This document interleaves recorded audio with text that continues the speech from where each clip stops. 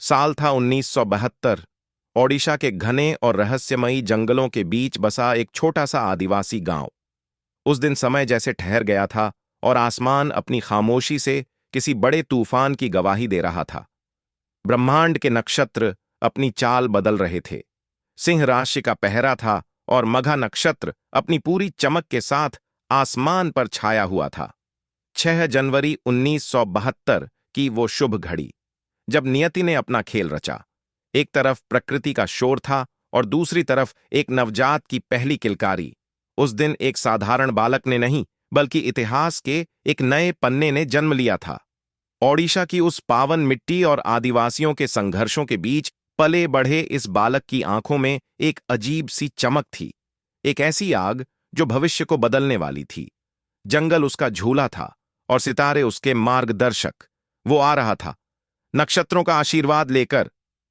समय बीतता गया और वो आदिवासी बालक, जिसके पालने में नक्षत्रों का पहरा था, अब संघर्ष की आग में तपकर कुंदन बन चुका था। गरीबी और अभावों के बीच उसने कलम को अपनी तलवार बनाया।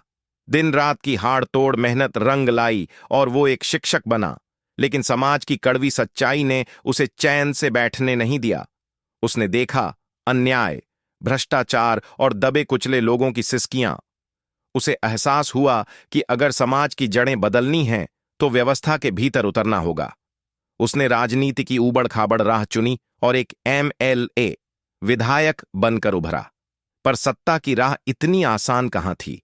एक काला दिन, जब एक अहंकारी पुलिस इंस्पेक्टर ने वर्दी के नशे में उसे थाने के भीतर अपमानित किया।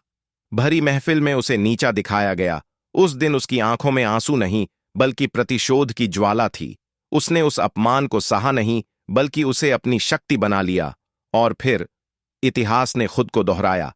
वही सिंह राशि, वही मघा नक्षत्र और वही शुभ घड़ी फिर लौट कर आई। नियति का पहिया घूमा और जिस शख्स को पुलिस स्टेशन में अपमानित किया गया था, आज पूरा प्रदेश उसके सामने नतमस्तक था। 6 जनवरी 1972 को जन्मा वो बालक आज राज्य का मुख्यमंत्री CM बन चुका था। वही थानेदार, वही गलियां। लेकिन आज वक्त बदल चुका था। आज हुकूमत उसकी थी, जिसने मिट्टी से उठकर आसमान को छुआ था।